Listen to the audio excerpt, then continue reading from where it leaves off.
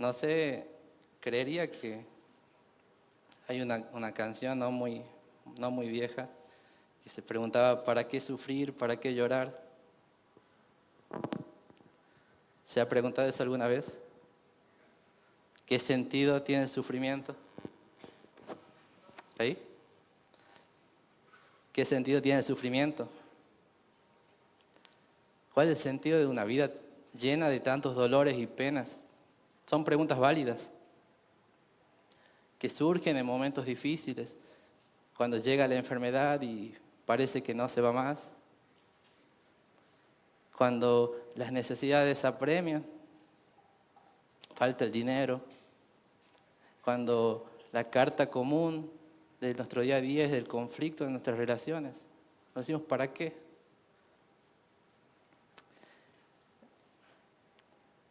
Y quizás la respuesta inconsciente de cualquier hombre, cualquier mujer, indistintamente de lo que profese creer, ¿cuál es? Alzar la vista al cielo y suspirar diciendo, ¿para qué? ¿Por qué? Y esto nos dice algo importante. Nos dice que algo está mal en este mundo y que esa solución no está en nosotros. Lo que Dios declara en su palabra con toda claridad es que la raíz de esos padecimientos y miserias es por causa del pecado. Así lo dice en Génesis 3, en la maldición, luego de que Adán y Eva pecan. Dios dice a la mujer, verso 16, multiplicaré en gran manera los dolores de tus preñeces, con dolor darás a luz los hijos y tu deseo será para tu marido, y él se enseñará de ti. Y al hombre dijo, por cuanto obedeciste a la voz de tu mujer y comiste del árbol de que te mandé diciendo no comerás de él, maldita será la tierra por tu causa. Con dolor comerás de ella todos los días de tu vida. Espinos y cardos te producirá y comerás plantas del campo. Con el sudor de tu rostro comerás el pan hasta el día que vuelvas a la tierra, porque de ella fuiste tomado, pues polvo eres y al polvo volverás. Hermanos, los hombres desde entonces solo cosechamos las tristes consecuencias de esa maldición. Y contrariamente a los que predican un falso evangelio, no se trata de pare de sufrir o obtener tu mejor vida ahora. Los cristianos no estamos exentos. No estamos exentos. Vivimos en un mundo caído y muchas veces padecemos muchas cosas como los incrédulos. Pero hay una grandísima diferencia. Es que tenemos una esperanza viva. Una esperanza viva en el Dios de nuestra salvación. Para vivir con alegría y gozo verdaderos hoy. Aun cuando muchas veces tengamos que llorar. Estamos peregrinando, pero sabemos que Dios va con nosotros. Me propongo hoy de que podamos ver cuál es esa esperanza a la que Dios nos llama en Cristo y cómo vivir a la luz de estas realidades.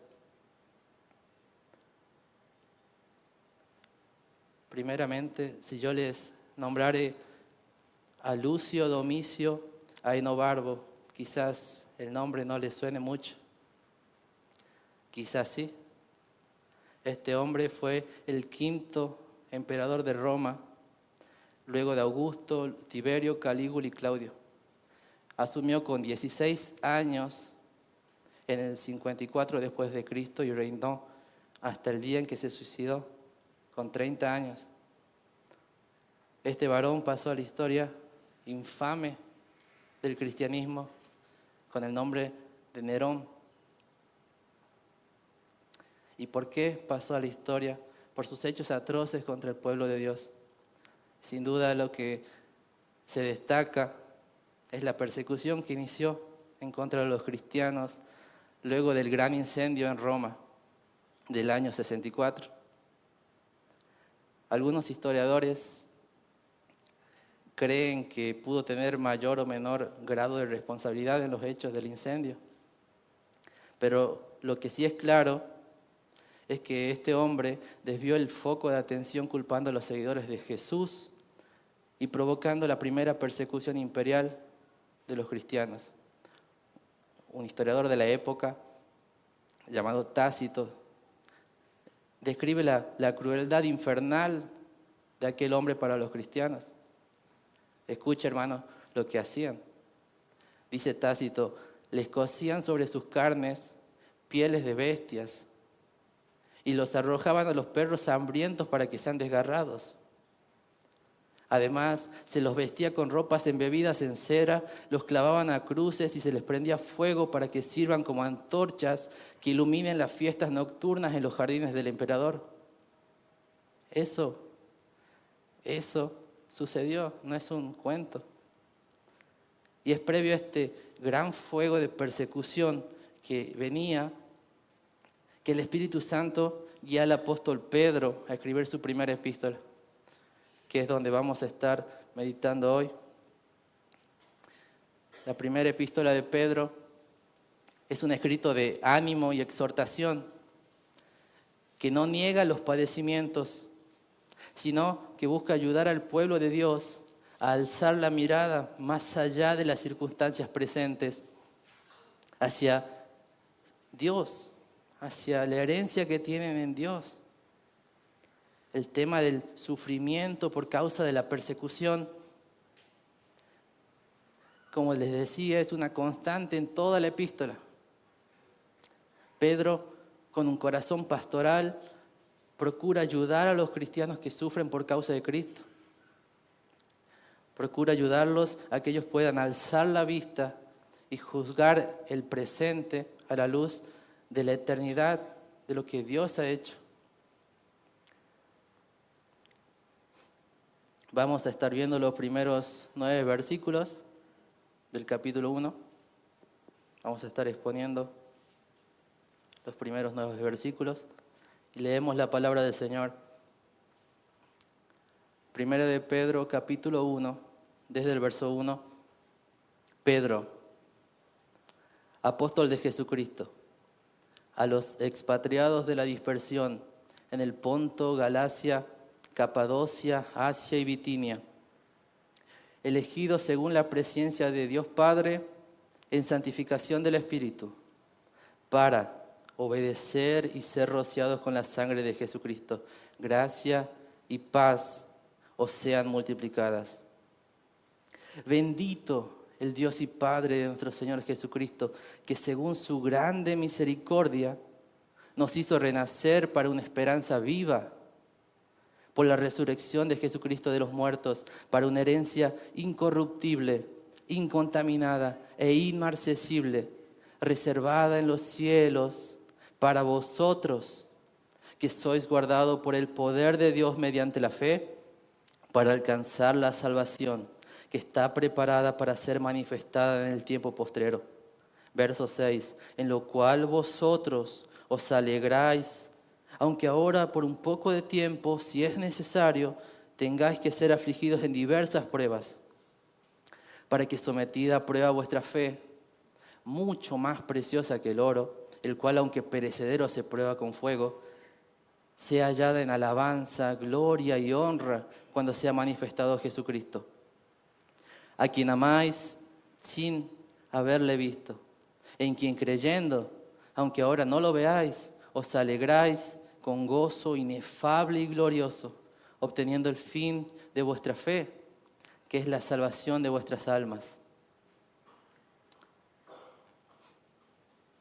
Primeramente, en los 2 versículos con los que Pedro comienza su epístola, en donde saluda a los creyentes, a los escogidos de Dios, vamos a estar viendo 3 necesidades diarias del cristiano. 3 necesidades diarias del cristiano.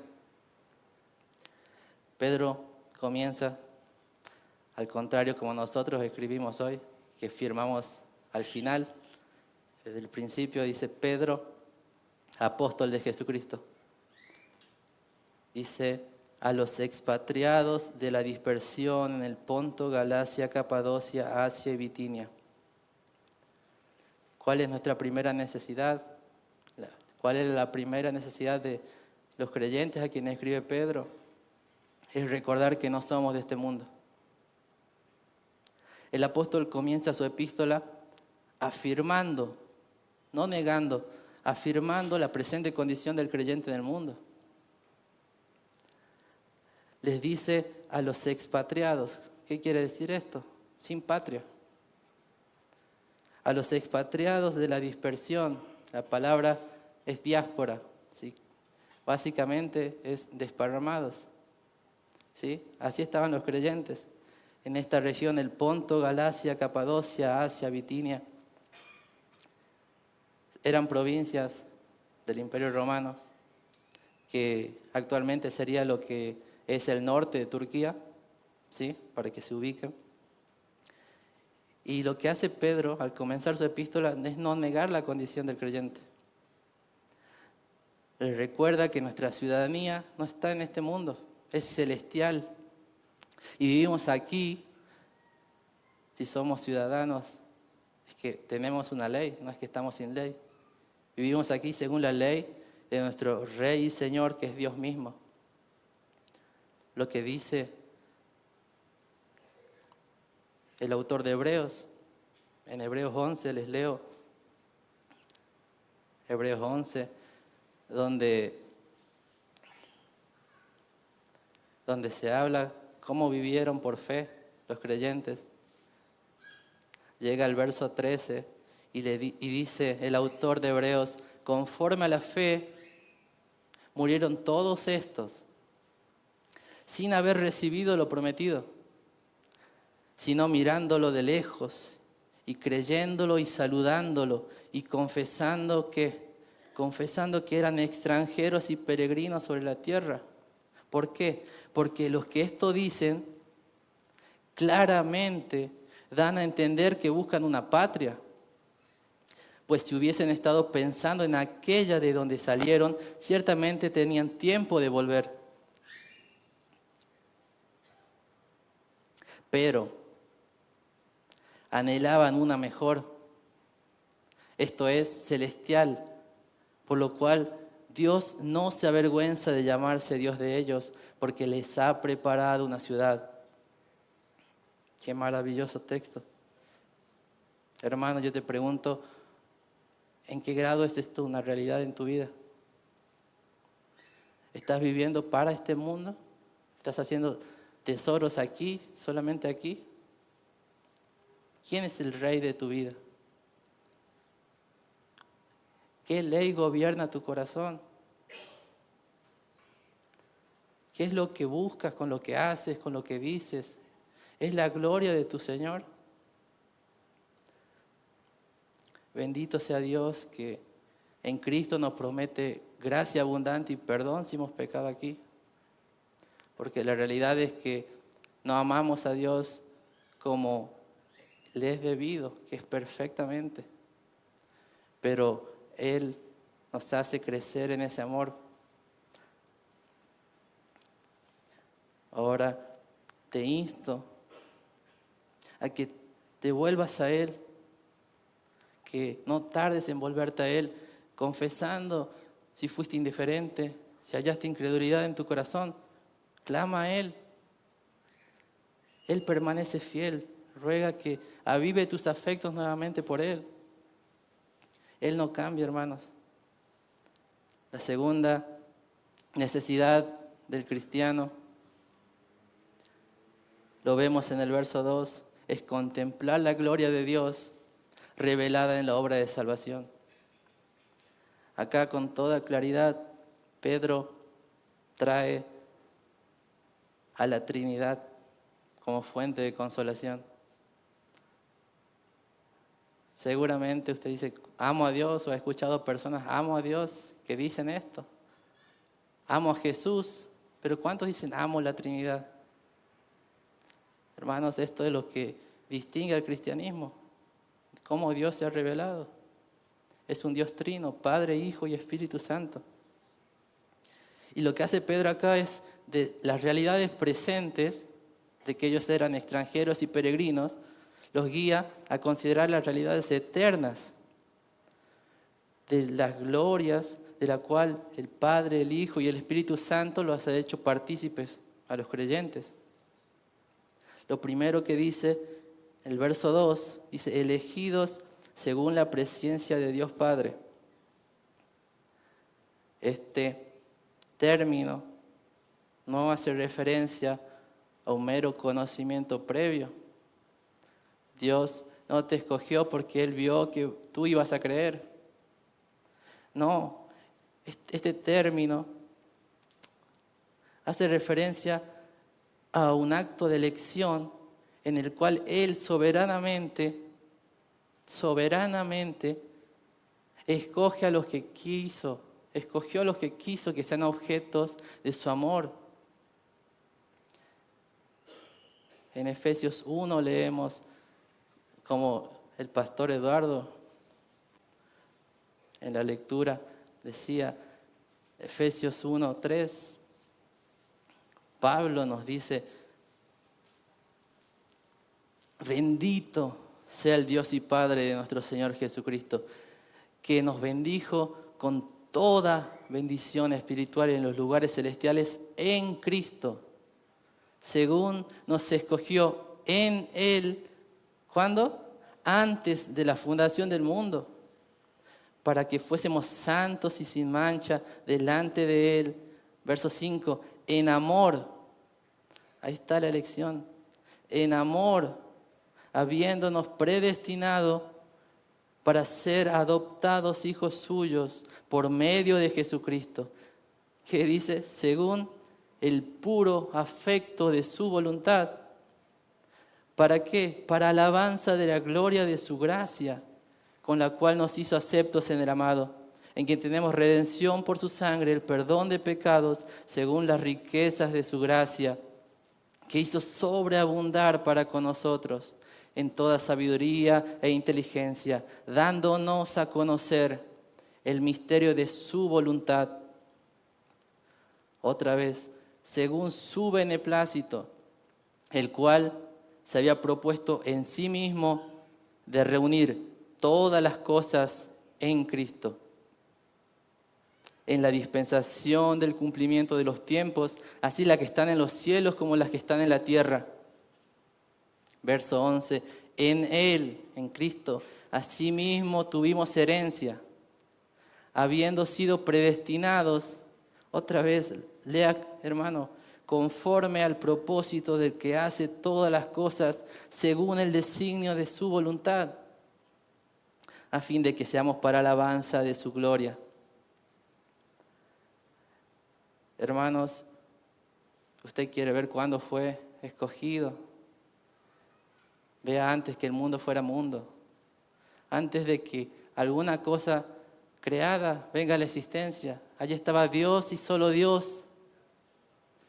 Y ella estaba escogiendo amarte, escogiendo salvarte. No porque te debiera nada, no porque tú fueras digno. Es para alabanza de la gloria de su gracia. Vemos también en el verso 2 la obra del Espíritu. Dice, elegido según la presencia de Dios Padre en santificación del Espíritu. Santificación, básicamente, en los términos más generales, es cortar, ¿sí? Ser cortados. ¿En qué sentido se aplica al creyente? Es que somos apartados del mundo para Dios. Es el Espíritu quien nos sella como eterna posesión de Dios. Se puede decir que es el Espíritu el agente ejecutivo de la Trinidad.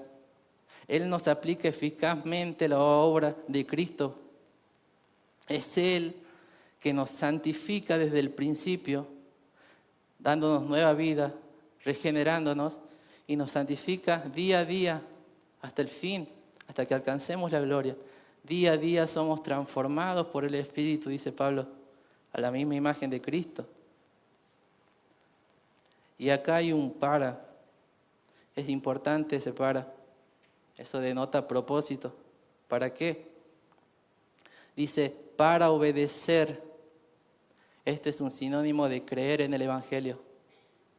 Para obedecer el llamado de Dios. Y dice, y ser rociados con la sangre de Jesucristo. Acá trae Pedro una imagen del Antiguo Testamento. El día de la expiación, el sacerdote entraba, no sin sangre, dice Hebreos, y derramaba la sangre por sus pecados, por los pecados del pueblo. Y Pedro trae esa imagen y la aplica a Cristo. Todo aquello que hacían los sacerdotes apuntaba a Cristo, claramente como lo dice Hebreos. Ahora, entonces vemos aquí la obra del Hijo. Somos redimidos por el Hijo, por su sangre. Dice en 2 Tesalonicenses, les leo, capítulo 2, desde el verso 13, respecto a los creyentes. Y esto es maravilloso porque Pablo viene hablando del hombre de perdición y de todos los que siguen sus engaños. Y dice Pablo, pero nosotros debemos dar siempre gracias a Dios respecto a vosotros, hermanos amados por el Señor. ¿De qué da gracias? De que Dios os haya escogido desde el principio para salvación. ¿Mediante qué? Mediante la santificación por el Espíritu y la fe en la verdad. Otra vez, lo mismo que Pedro nos decía. Esa santificación va unida con la fe en la verdad. El Espíritu nos aparta del mundo, pero para que creamos a Cristo. Dice en mediante el Espíritu y la fe en la verdad, verso 14, a lo cual os llamó mediante nuestro Evangelio para alcanzar la gloria de nuestro Señor Jesucristo. Vemos acá la obra del Hijo, como hablábamos, la Trinidad, antes de que todo existiese, de que cualquier cosa existiese, ahí estaban estableciendo que sería el Hijo el que vendría en el tiempo señalado, el Cordero de Dios que quita el pecado del mundo. Él vendría, esa sangre era necesario que fuera derramada. Él en verdad vino en hueso y carne, como la tuya, como la mía. Y en el tiempo señalado, Él derramaría esa sangre para expiar, que significa cubrir, para que la ira de Dios pase de largo, que nos pase por arriba, para que esa ira cayó sobre el Hijo. Es el Hijo que como el buen pastor daría su vida por las ovejas, siendo Él nuestro sustituto, pagando Él el precio de nuestra infinita deuda contra la justicia del Dios Santísimo. Hermanos, las Escrituras declaran que los ángeles en el cielo hacen fiesta cuando el Salvador hace el milagro de salvar a un pecador. Y nosotros nos hemos acostumbrado a oír estas cosas. No, hermanos, lucha con el pecado. El pecado que busca que te dejes de maravillar en lo que Dios ha hecho. Hermanos, Dios nos ha salvado. Dios nos ha salvado, ¿no es maravilloso esto? ¿Cómo esto te debe impulsar a vivir hoy? Examínate cuál es la respuesta de tu corazón al Evangelio. ¿Cuál es? ¿Qué afectos tienes por Dios? ¿Es Dios tu gozo, tu pasión? ¿Es la palabra de Dios el deseo tuyo cada día? ¿Luchas con el pecado que te busca apartar de su palabra? Lo dejo para mañana, estoy cansado, no tengo tiempo. Hermano, lucha con el pecado. Dice Pablo en Tito 2, desde el verso 11, porque la gracia de Dios se ha manifestado para salvación a todos los hombres, enseñándonos que, renunciando a la impiedad y a los deseos mundanos, vivamos en este siglo sobria, justa y piadosamente. Verso 13, aguardando la esperanza bienaventurada y la manifestación gloriosa de nuestro gran Dios y Salvador Jesucristo, a quien se dio a sí mismo por nosotros para redimirnos de toda iniquidad y purificar para sí un pueblo propio, celoso de buenas obras. Hermano, examínate. En amor te lo digo, te lo ruego. ¿En qué grado esto te describe a ti? ¿Por qué sí? ¿Por qué no? Ruega a Dios que por su Espíritu te ayude a examinar tu corazón. La tercera necesidad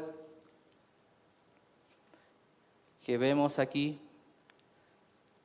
está al final del versículo 2, que es buscar de Dios lo que Él ha prometido.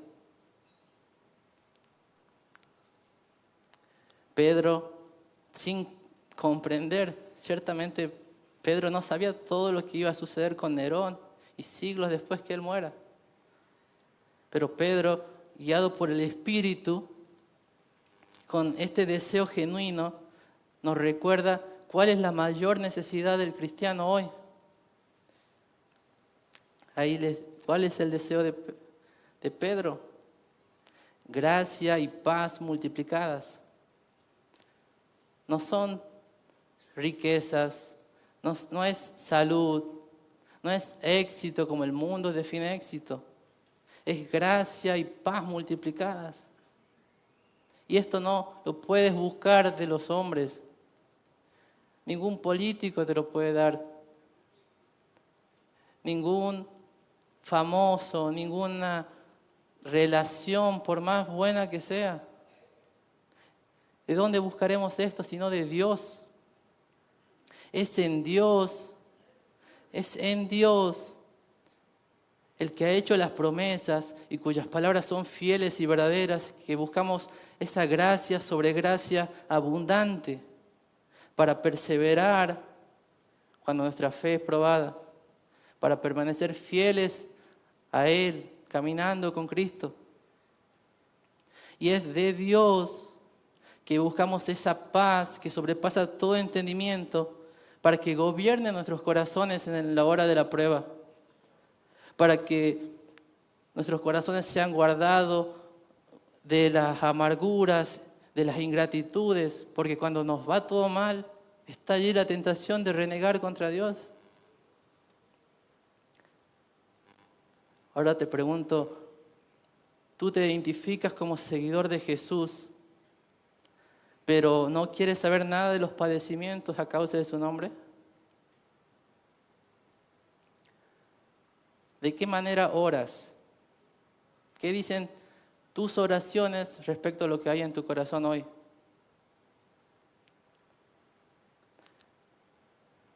¿No quieres que este mundo te rechace? ¿Dónde estás haciendo tus tesoros? Hermanos, Jesús no nos ha prometido que no tendremos aflicciones, pero Él nos llama a confiar en su persona y en su triunfante obra de salvación. No puedes, sencillamente es una contradicción total decir, amo a Dios, pero a la vez pretender amar un sistema mundo que va en contra de Dios y de todo lo que Él ama. Es una contradicción.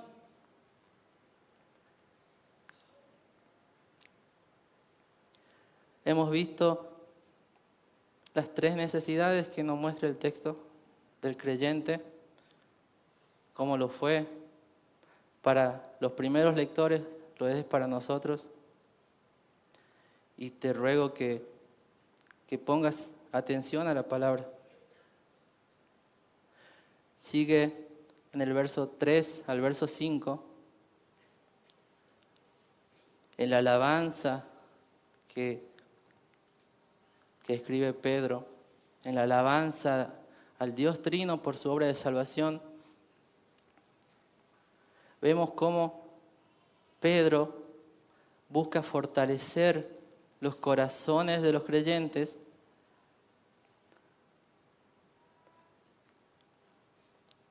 al llevarlos a considerar los propósitos de Dios al llamarnos a salvación.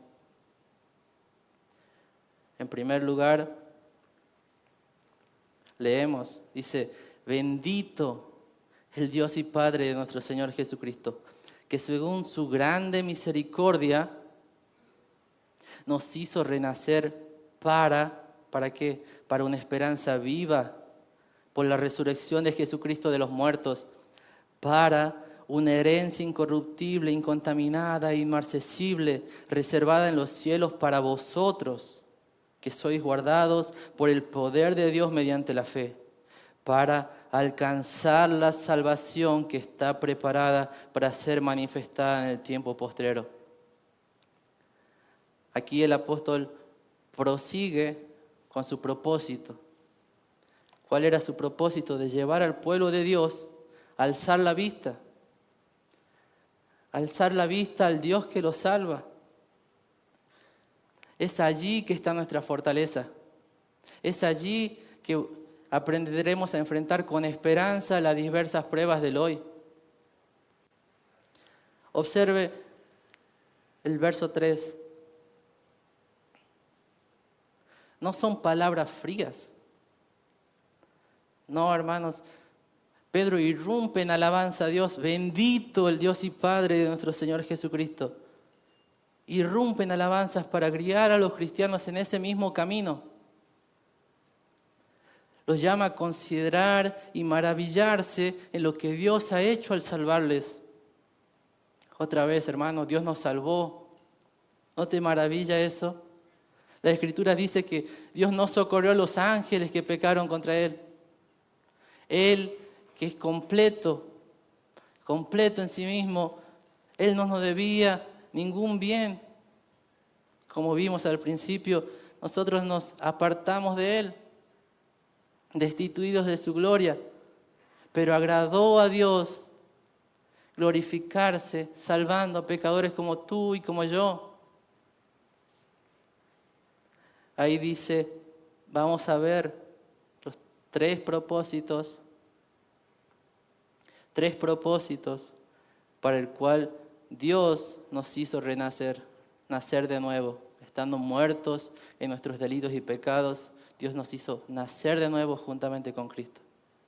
El primer propósito es para una esperanza viva, verso 3. Una esperanza por la cual vivir. Y esto está relacionado con el conocimiento de Dios por medio de Cristo.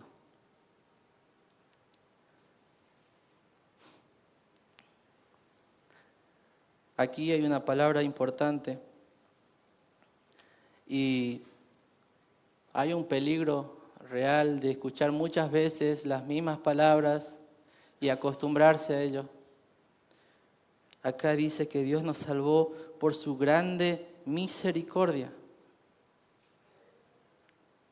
¿Cuántos domingo tras domingo escuchamos el término misericordia? Este término hace referencia a una manifestación externa y activa de compasión para con los miserables. Este término da por sentado la necesidad de aquel que recibe y los recursos adecuados para afrontar esa necesidad de parte de aquel que la extiende. Respecto a Dios, Él es rico en misericordia. ¿Y cómo se manifestó esto? Dándonos a su Hijo para que seamos salvos. El llamado del Evangelio sigue siendo el mismo.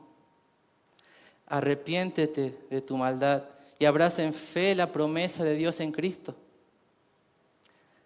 Notemos el contraste, hermanos, que hace acá Pedro. Dice que Dios nos hizo renacer, nacer de nuevo, para una esperanza viva. ¿Por qué medio? Por la resurrección de Jesucristo de los muertos. Solo Dios puede dar vida por la muerte. Es la muerte, primeramente el nacimiento, la vida, pero también la muerte y la resurrección de nuestro Señor Jesucristo, que somos salvos. Es por esa obra, como diría Pablo, en 1 Corintios, capítulo 15, donde habían algunos que negaban la resurrección. 1 Corintios, capítulo 15, desde el verso 14, dice Pablo, y note la ironía que utiliza Pablo acá. Él toma las mentiras que se levantaban en medio de la iglesia, había muchos que estaban confundidos, y Pablo toma eso y trae a luz la verdad. Y dice verso 14, 1 Corintios 15, desde el verso 14, y si Cristo no resucitó, vana es entonces nuestra predicación, vana es también vuestra fe,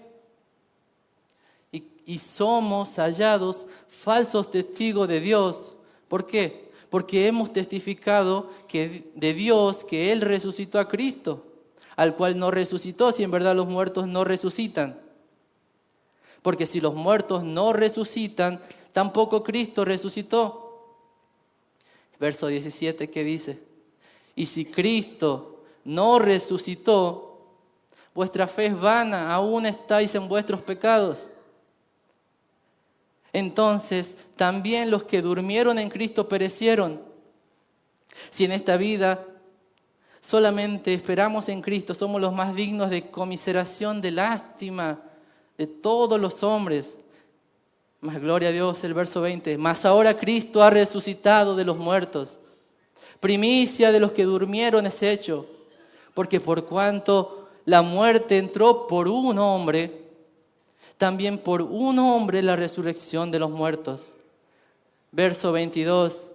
Escuche bien, porque así como en Adán, esto quiere decir, como nacemos todos, destituidos de la gloria de Dios, enemigos de Dios, dice, porque así como en Adán todos mueren, también en Cristo todos serán vivificados. Y la pregunta clave aquí es, ¿en dónde estás tú? ¿Estás en Adán o estás en Cristo? Ciertamente es Cristo, Jesús, es la esperanza a la que Dios nos llama para vivir hasta el fin. Pedro nos ha dicho previamente que fuimos escogidos para creer en el Evangelio y ser limpiados de todos nuestros pecados por la sangre de Cristo. Ahora nos recuerda que Dios nos resucitó de nuestra muerte espiritual con Cristo para que vivamos conforme a la esperanza de la gloria de Dios. Ahora, el segundo propósito para el cual Dios nos hizo renacer, ahí está en el verso 4, primera de Pedro, capítulo 1, verso 4. Se nos dice que fuimos renacidos para participar de su herencia eterna. Somos hechos hijos de Dios por la fe en Cristo. Dice el verso 4, hablando de los propósitos de Dios al hacernos nacer de nuevo, dice, para una herencia incorruptible, incontaminada e inmarcesible, reservada en los cielos para vosotros. Y esto es exclusivo, es para los creyentes.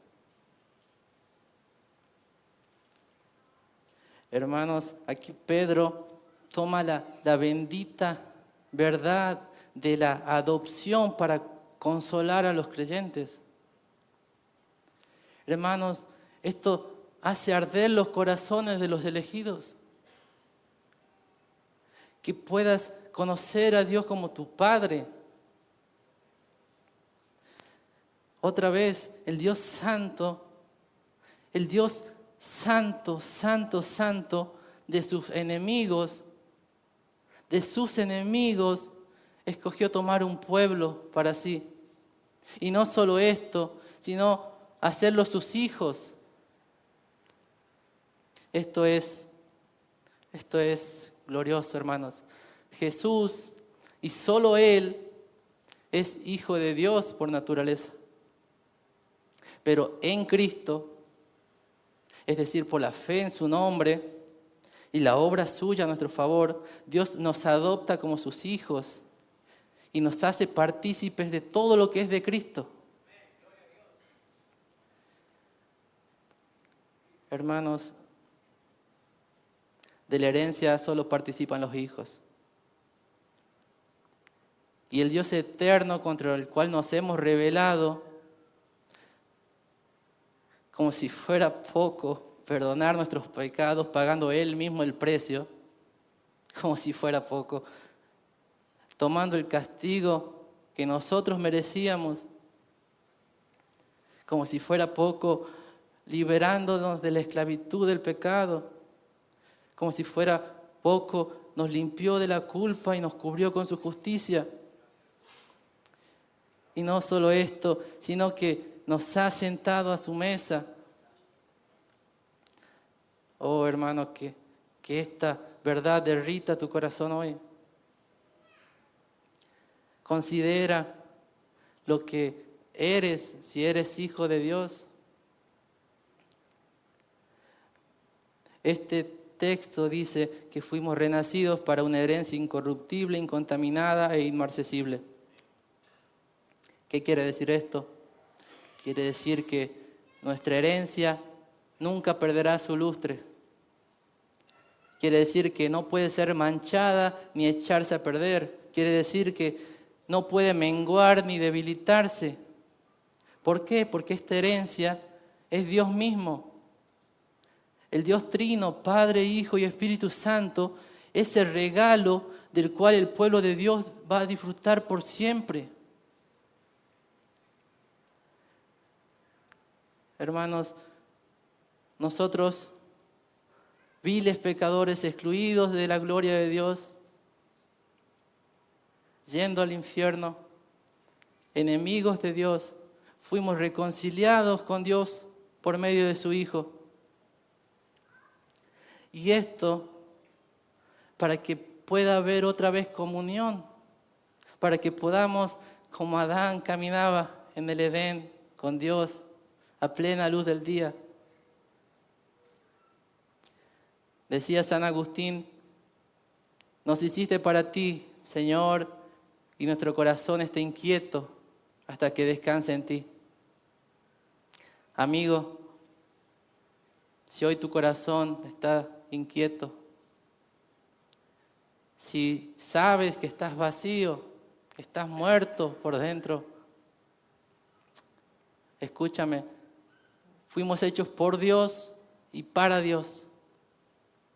Y lejos de Él no hallaremos otra cosa que la miseria que caracteriza esta vida presente. Es aquí que resplandece la gloria de Cristo.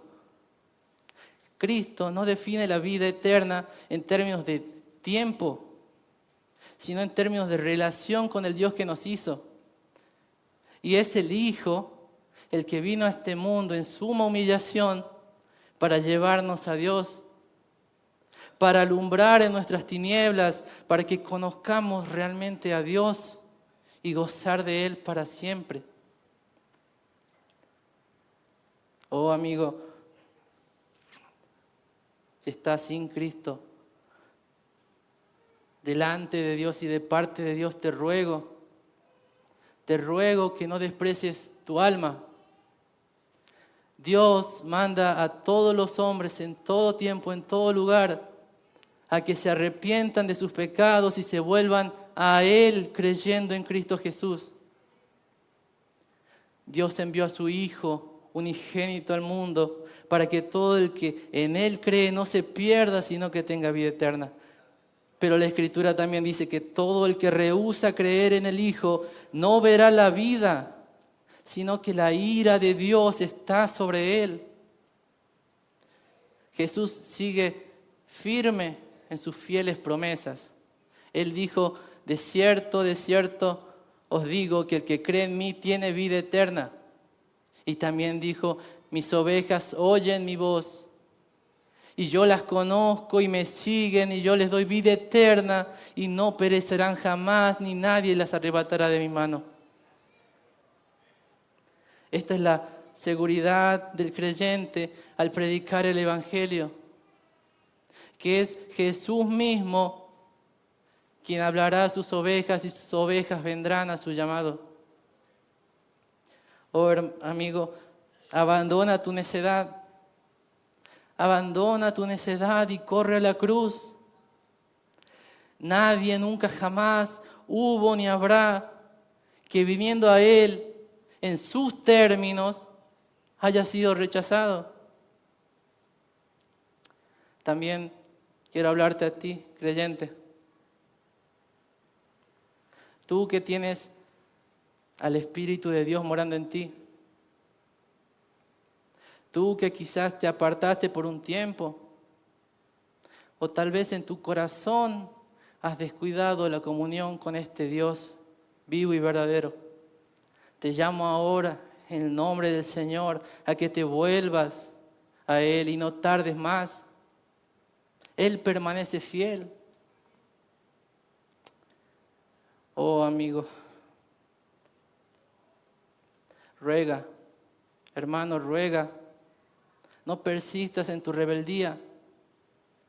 Pide al Espíritu de Dios poder para hacer morir en ti todo pecado que batalle por los afectos de tu corazón.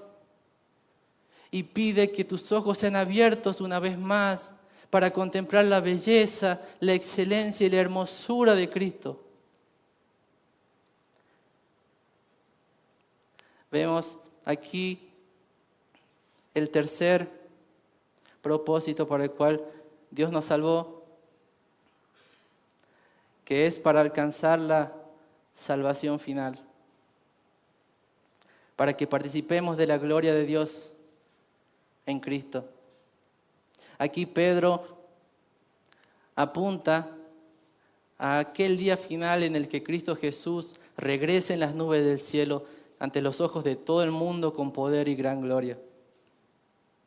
Dice el verso 5, que sois guardados por el poder de Dios mediante la fe para alcanzar la salvación que está preparada para ser manifestada en el tiempo postrero.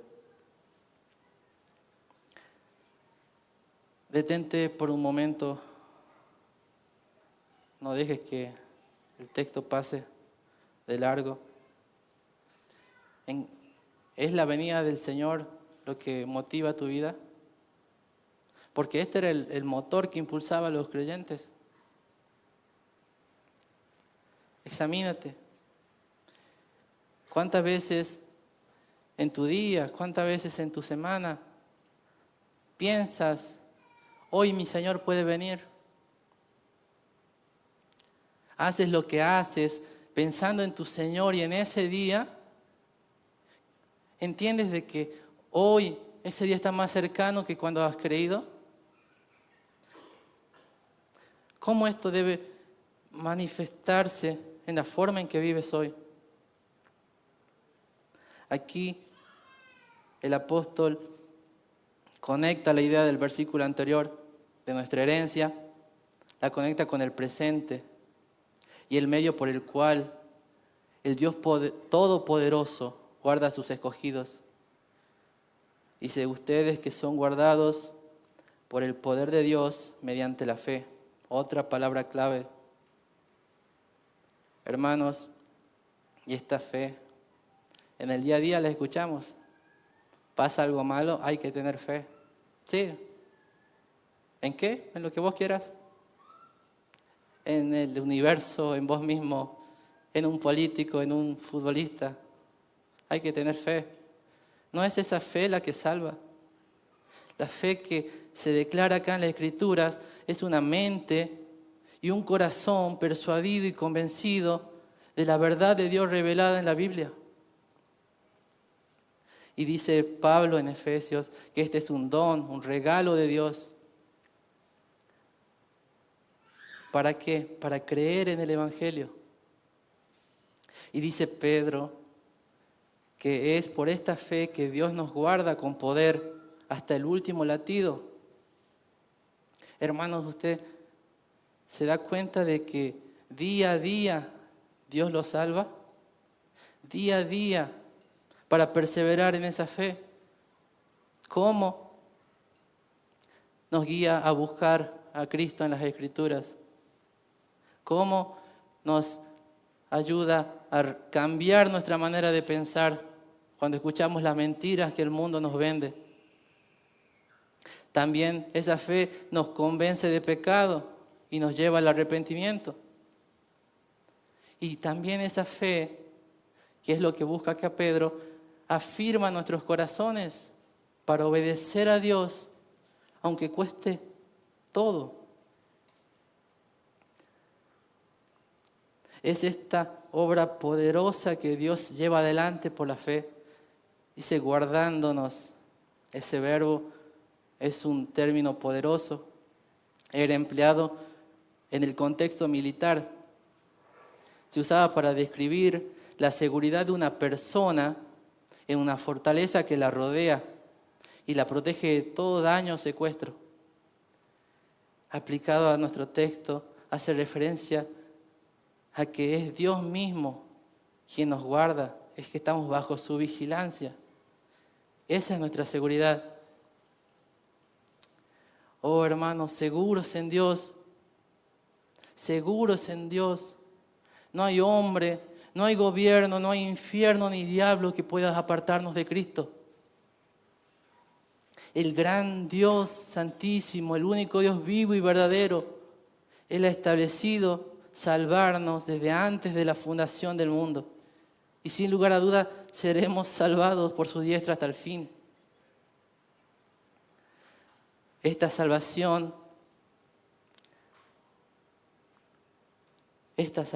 preparada para nosotros necesita de esa fe que persevera. Y esta fe, comenta Spurgeon, nunca nos ha sido dada para entretenernos. Dice, la fe es una espada, pero no se forjó para exhibirla en un desfile. Quien empuña esta espada entre aquí y el cielo conocerá la batalla. Dios nunca hace nada en vano e hizo la fe para que la usemos al máximo y la ejercitemos en toda su plenitud. Debemos saber que tendremos pruebas, porque la prueba es el elemento de la fe. La fe sin pruebas es como un diamante en bruto cuyo brillo nadie conoce. Hermanos, esta fe es una fe que lucha, es una fe valiente, es una fe que persevera con los ojos fijos en Jesús. Vamos a la parte final, desde el verso 6, que dice respecto a la salvación que está preparada. Dice, en lo cual vosotros os alegráis, aunque ahora por un poco de tiempo, si es necesario, tengáis que ser afligidos en diversas pruebas, para que sometida a prueba vuestra fe, mucho más preciosa que el oro, el cual, aunque perecedero se prueba con fuego, sea hallada en alabanza, gloria y honra cuando sea manifestado Jesucristo, a quien amáis sin haberle visto, en quien creyendo, aunque ahora no lo veáis, os alegráis con gozo inefable y glorioso, obteniendo el fin de vuestra fe, que es la salvación de vuestras almas. Hermanos, en esta cuestión tan importante como lo es el propósito del sufrimiento en la vida, Cristo lo cambia todo. Todos los hombres, como dijimos al principio, todos los hombres y mujeres que viven hoy sufren. Y los cristianos no estamos exentos.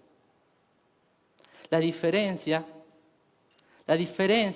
es que si sufriremos a causa de nuestro pecado, pretendiendo hacer de este mundo, con todas sus miserias, un cielo falso, o si vamos a sufrir caminando con Dios, si vamos a sufrir haciendo la voluntad de Dios, conociendo que Él ha establecido también nuestras pruebas para nuestro bien.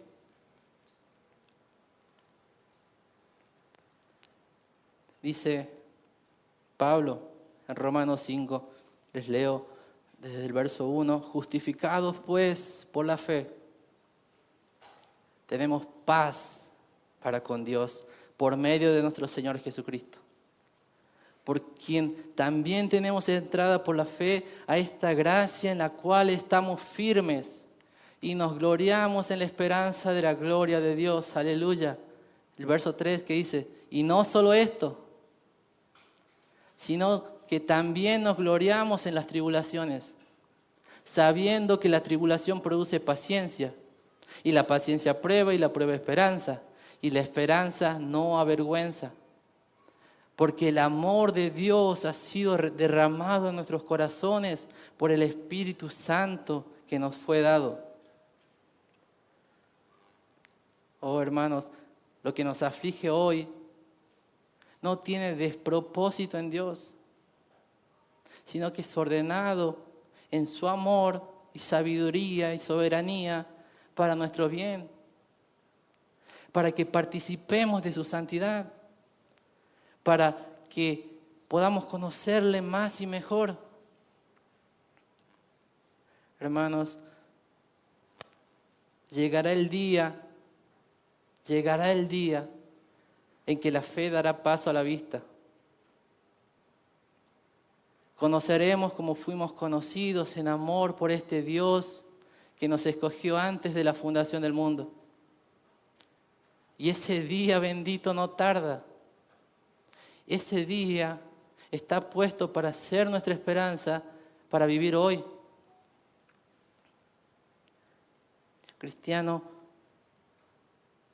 dice el verso 8 respecto a Jesucristo, a quien amáis sin haberle visto, en quien creyendo, aunque ahora no lo veáis, os alegráis con gozo inefable y glorioso.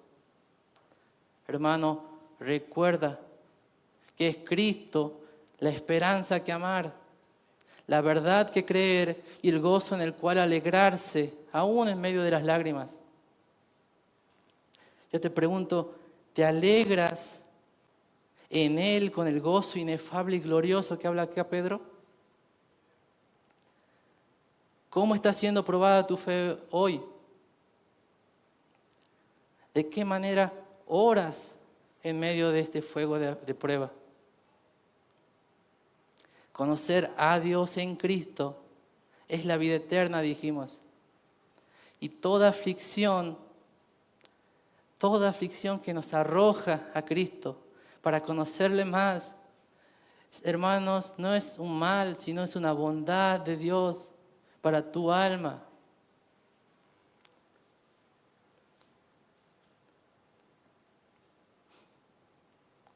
Si eres cristiano, recuerda que fuiste rescatado de tu vana manera de vivir. Cuando en el mundo no tenías esperanza, cuando estabas sin Dios, siendo su enemigo, y fuiste rescatado para gozarte en Dios, para conocerle, para amarle, para caminar con Él. Yo te pregunto, ¿estás viviendo conforme a ese propósito? ¿Cuál es tu prioridad diaria? ¿Quieres conocer a este Dios tuyo? ¿Estudias la palabra? ¿Oras a Él? ¿O es tu oración algo mecánico? Hermanos, Cristo nos da acceso al Padre.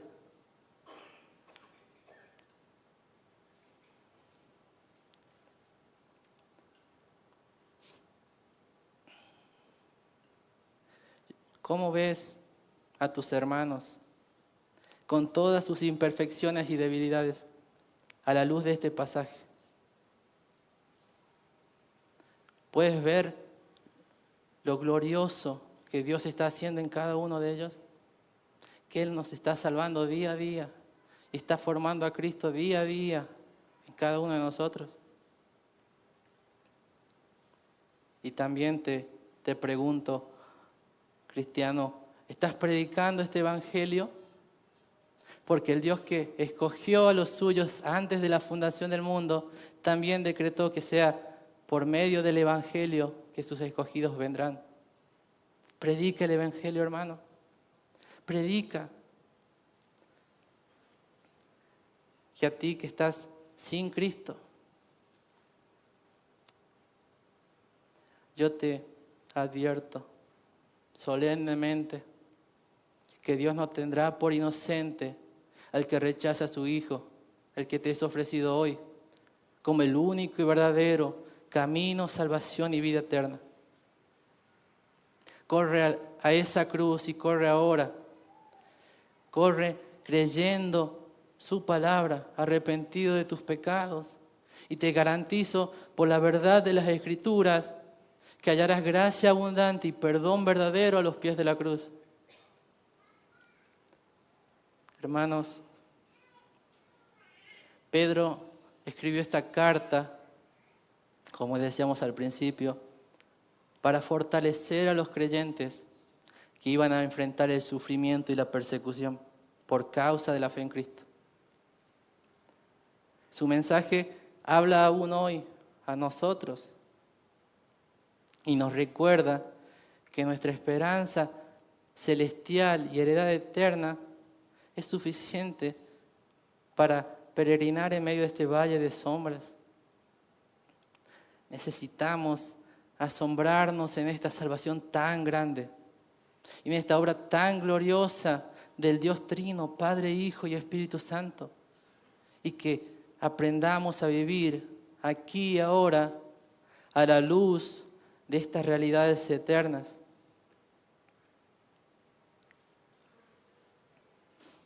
Hoy en día, en lugares como Nigeria, 8 cristianos son asesinados por día a causa de su fe. A principios de este mes, en República del Congo, durante un funeral, en la noche, 100 cristianos fueron asesinados por grupos radicales, a machetazos y acribillados. No nos vayamos tan lejos. En países como Cuba, México y Colombia, los creyentes son perseguidos por gobiernos autoritarios, por cárteles de drogas, aún por sus mismas comunidades. Sufren prisiones, son restringidos de los elementos básicos, son expulsados de sus tierras y hasta son asesinados por identificarse con Cristo. Como en los días de Nerón, los tiempos no han cambiado. La palabra sigue hablando verdad cuando dice que todo aquel que quiera vivir piadosamente en Cristo Jesús padecerá persecución. Y quizás esto para usted no significa la muerte física, no significa que alguien lo va a asesinar, pero déjeme decirle que es ciertísimamente cierto que será perseguido si el mundo ve a Cristo en usted.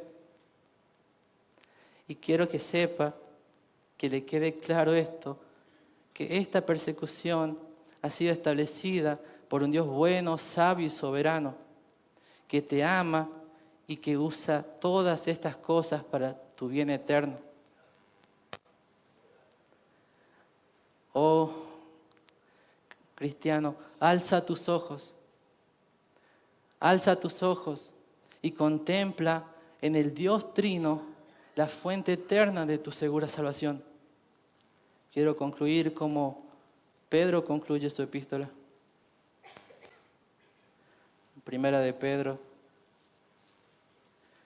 capítulo 5, versículo 6. Luego de haberles recordado esta verdad a los creyentes, dice: Dios resiste a los soberbios y da gracia a los humildes. Dice el verso 6 de Primera de Pedro, capítulo 5. Humillaos, pues, bajo la poderosa mano de Dios, para que Él os exalte cuando fuere tiempo. ¿Cómo? ¿Cómo nos humillamos? Echando toda vuestra ansiedad sobre Él. ¿Por qué? Porque Él tiene cuidado de vosotros. Sed sobrios y velad. Hermano, la fe, recuerde, es una espada para ser usada. Sed sobrios y velad, porque vuestro adversario el diablo, como león rugiente, anda alrededor buscando a quien devorar. No olvide, hermano, que estamos en una lucha. Y dice el verso 9, el diablo anda buscando a quien devorar como león rugiente. Y verso 9, al cual resistid firmes en la fe, sabiendo que los mismos padecimientos se van cumpliendo en vuestros hermanos en todo el mundo. Verso 10, que sea nuestra oración hoy. Mas el Dios de toda gracia, que nos llamó a su gloria eterna en Jesucristo, después que hayáis padecido un poco de tiempo, Él mismo os perfeccione, afirme, fortalezca y establezca. A Él sea la gloria y el imperio por los siglos de los siglos. Amén. Amén. Oramos.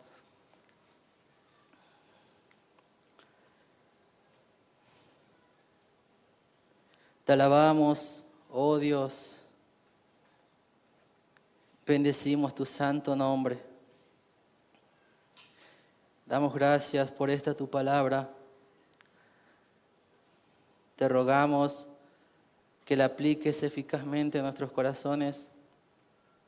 Persuádenos de tu verdad, Señor, y que esta tu palabra eterna nos enseñe a vivir aquí y ahora,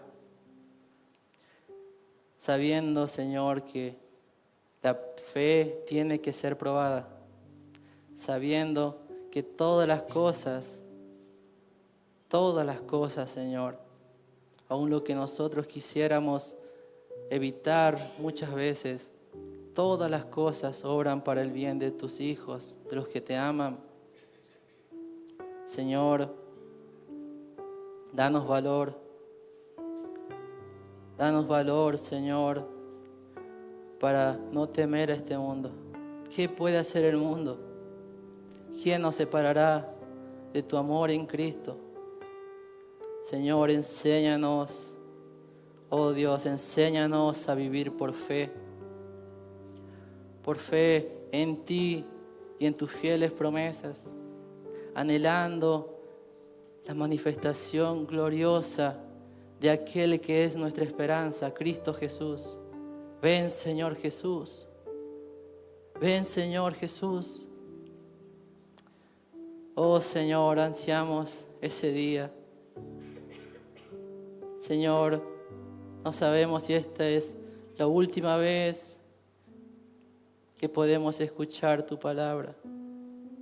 En tu mano están nuestros tiempos. Que hoy haga su efecto tu palabra en cada corazón, Señor. Que hoy, Señor, seamos transformados por el Espíritu para alabanza de la gloria de tu gracia. Te damos gracias, Señor. Gracias. En el nombre precioso de tu Hijo amado. A ti la gloria Padre, Hijo y Espíritu Santo. Amén y amén.